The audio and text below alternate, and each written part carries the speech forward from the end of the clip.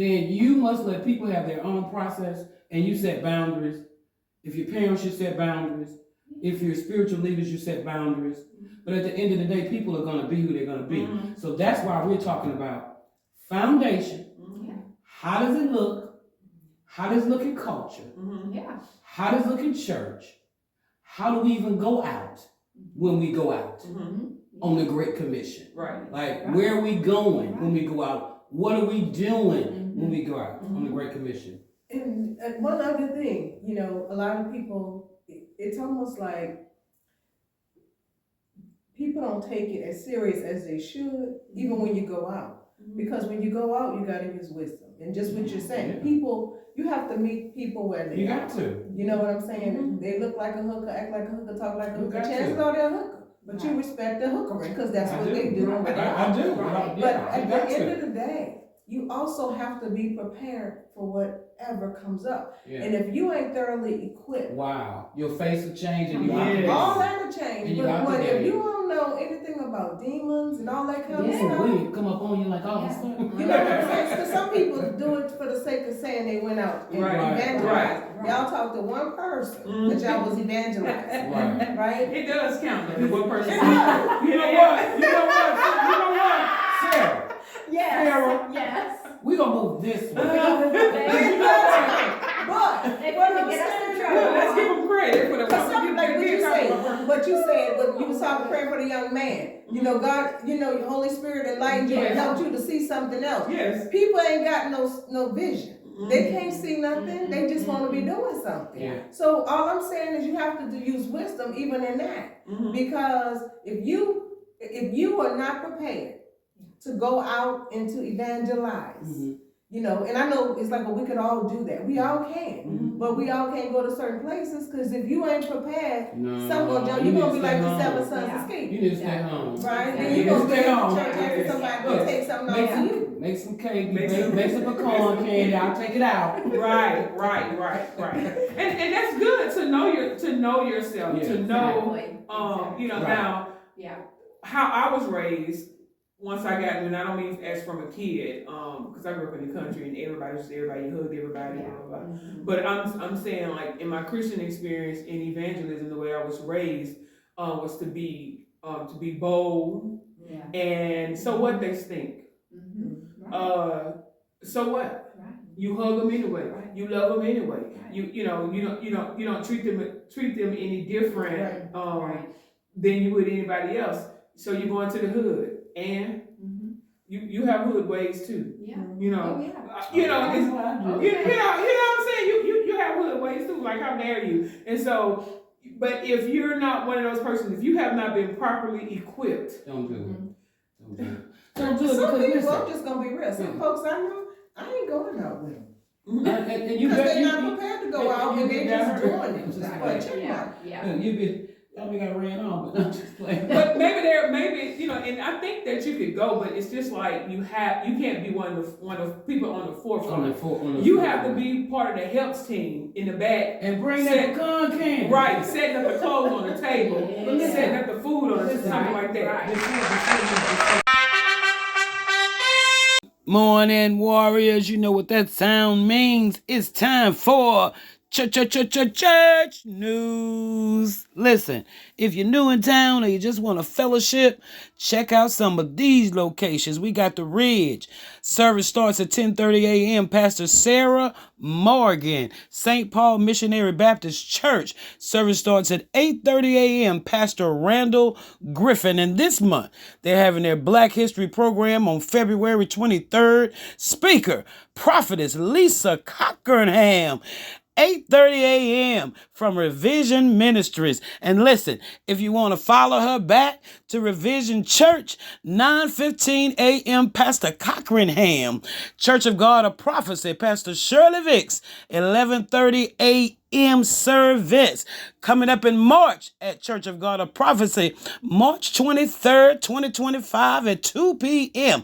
Women in Purple. This is a royal invitation calling all warriors, and the speaker will be none other than myself, Deborah McQueen. And then we got Showers of Blessing Ministry. Service starts at 10 a.m.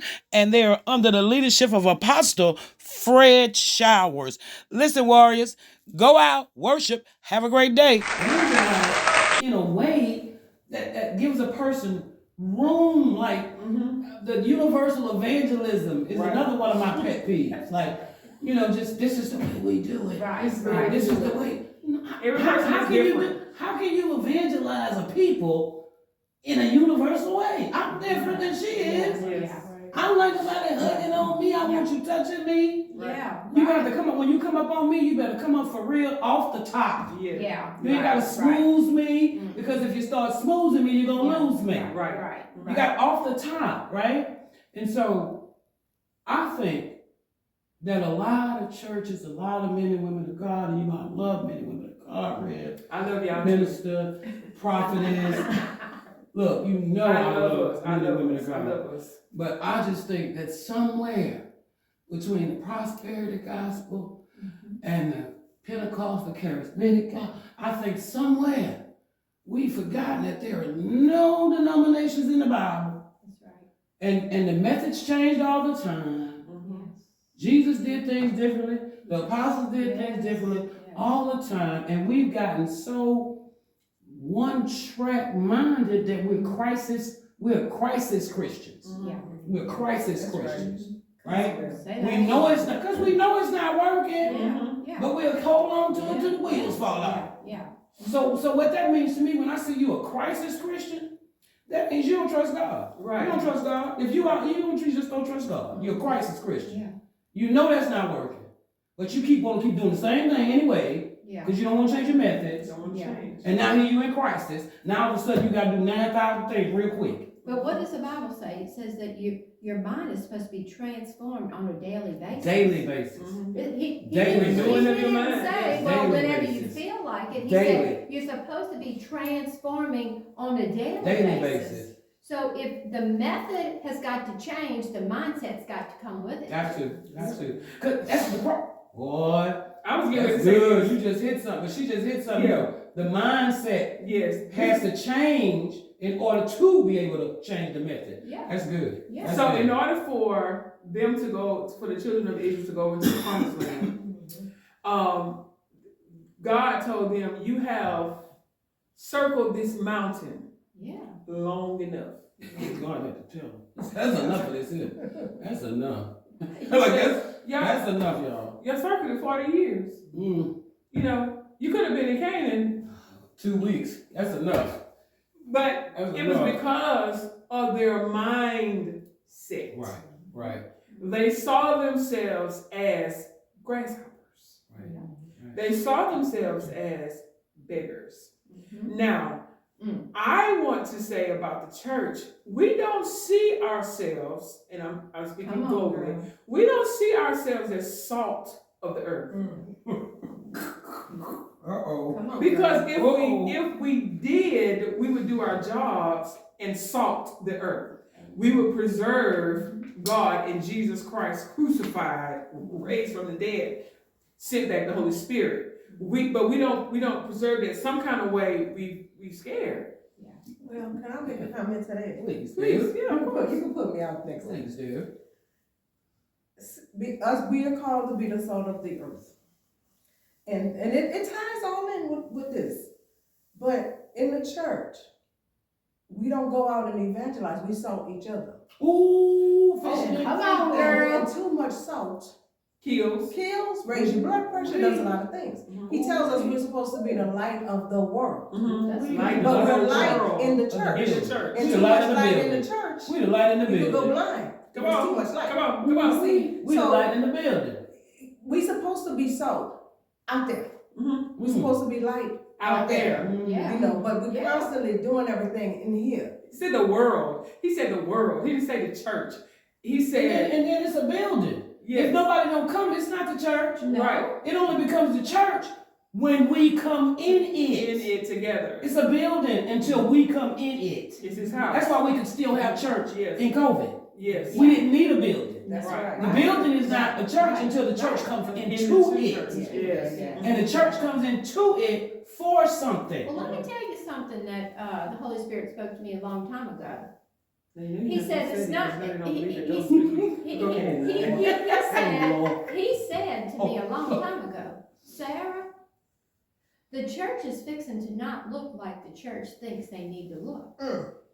And then COVID came. Mm-hmm. And then we had to do things. I was standing in there preaching to chairs. There was not a nary soul in here except for a video in front of me. Okay. But does that mean we weren't having church? No. Because we need a church. But I think we're going to go back to that pretty soon. Because So I your think method changed. exactly the It's method. not going to be because we have COVID. It's going to be because the people not coming. Exactly. So here we are right now. They didn't come back after. Most of them didn't come back after COVID. Exactly. And this is another thing you said.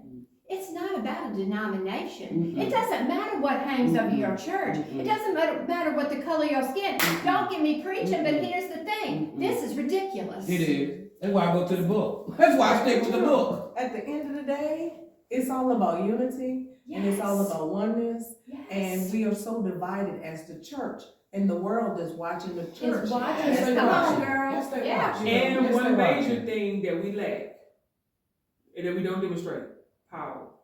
None whatsoever. When they come into church, and do you have the power to pray me through? Now I'm not saying you don't get it all in there. Right. But when I leave, I should leave a little lighter. Something should have changed. Something should have. If you got all that power in the building, yes, something should have changed. Something should have changed. I don't want to come into the sanctuary way down and leave way down. Yeah. Come in, want to commit suicide, go back out and buy a gun. Right. There should be enough power amongst us where there a change. The power of God delivers. The power of God heals. It saves. Still happens. It still today. happens Still today. happens He's today. still working miracles. Still today. You know, why are we watering it down? Still today. People are not having those experiences. Correct. They don't see him. And so that's why nobody's knocking the doors down, because They they don't want to see know it. your Jesus. Yeah, they see Because I'm broken, I'm hurt, and I'm bruised, and I'm But you this and broken, that. you hurt too. And I come to you, and you can't do nothing for me. You I'm not crying talking about harder than money. You know, right. So the church has lost it's like power. The power's missing. Got that But I just power. believe in these days that we're in. This is what I believe that it's happening. That God is raising up a people Yes, he is. with power. Who not scared to and use not it? scared, and they walk in their authority, and so people going to see. This is what I believe Holy Spirit said to me. Those who don't believe Holy Spirit talk, shame on Sorry. you. But I can't he said we're coming into a time where we really gonna see miracle signs and wonders. People go to church and they hear all the time miracle signs, but you ain't never seen a sign. You ain't never seen a miracle. You know, even though you are a miracle and you are a wonder. Man, this has been great. Yeah. Man, this has been great. Yeah. We went over time because, we really couldn't stop. We're gonna get better. Yes. Hang in there with us. Listen, we got something that we want to close it out with that really sums up everything we've been saying today. At the end of the day, if you're a Christian, I don't care if you're a pastor, apostle, whatever you are, you're a servant. Yes. You're a servant. He's not going to say, well done, my good and faithful apostle, pastor. He's going to say, well done, my good and faithful servant. Pastor Sarah has something that she wants to tell us.